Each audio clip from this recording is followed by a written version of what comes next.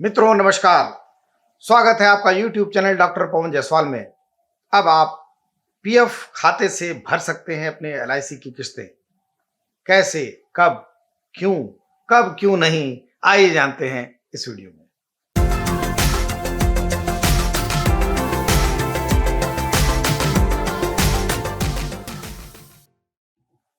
मित्रों, कोरोना जैसी महामारी ने हमें बहुत कुछ सबक सिखाए। विभिन्न संस्थाओं को अपनी कार्य पद्धति में आमूल परिवर्तन करना पड़ा। आप सभी जानते हैं, employees provident fund scheme 1952 exist करती है। ईपीएफओ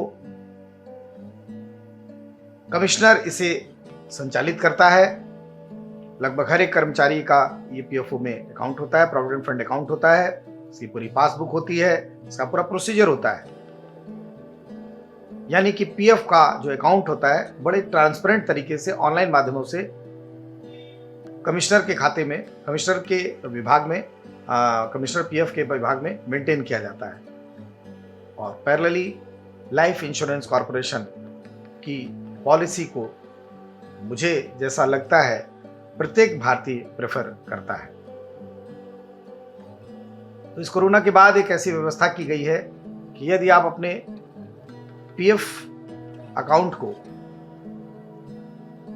फॉर्म 14 भरकर एलआईसी से लिंक कर देते हैं, अपने लाइफ इंश्योरेंस पॉलिसी को ईपीएफओ से अगर लिंक कर देते हैं और फॉर्म 14 के माध्यम से सूचना दे देते हैं कि किसी विशेष परिस्थिति में यदि आप एलआईसी की किश्तों का भुगतान नहीं कर पा रहे हैं तो कम से कम उस किस्त का भुगतान आपके पीएफ अकाउंट से हो जाए। लेकिन अद्यतन फॉर्म 14 भर के पहले इसकी सूचना आपको कमिश्नर पीएफ को देनी पड़ेगी।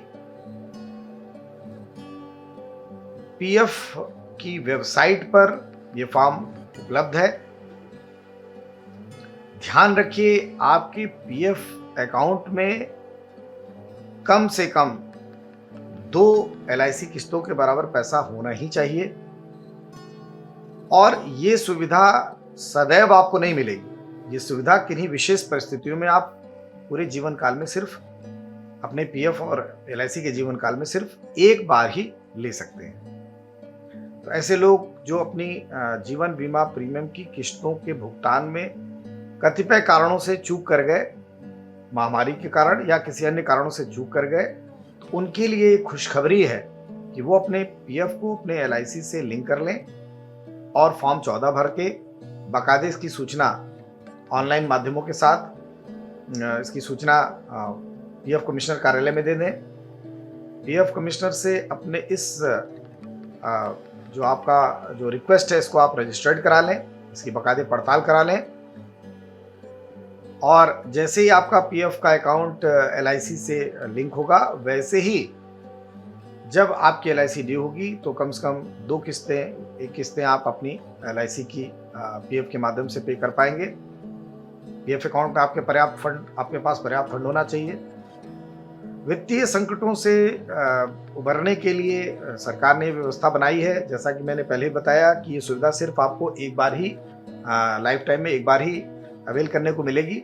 वैसे तो मैं सजेस्ट यही करूंगा आपको कि इस सुविधा को ना ही लें, लेकिन यदि आपको लगता है कि आपकी एलआईसी में चूक हो जाएगी, लाइफ इंश्योरेंस का प्रीमियम देने में चूक हो जाएगी, जिसके कारण आपको कुछ नुकसान भविष्य में उठाना पड़ सकता है, तो आप इस सुविधा का फायदा अवश्य लें। आपके मन में एक प्रश्न आता होगा कि क्या सिर्फ लाइफ इंश्योरेंस कॉरपोरेशन यानी कि जीवन बीमा निगम की ही किस्तों को पे करने के लिए या किस्त को पे करने के लिए पीएफ को लिंक किया जा सकता है, या भारत में प्रचलित अन्य किसी भी कंपनी के जीवन बीमा प्रीमियम को पे करने के लिए बीमा प्रीमियम पे करने के लिए यूज किया जा सकता है? तो मैं स्पेसिफिक कर दूं, जो इसका कानून है, नियम है, वो सिर्फ ये है कि लाइफ इंश्योरेंस कॉरपोरेशन द्वारा जारी की गई पॉलिसी का ही भुगतान आपके पीएफ के माध्यम से एडवांस की तरह हो सकता है।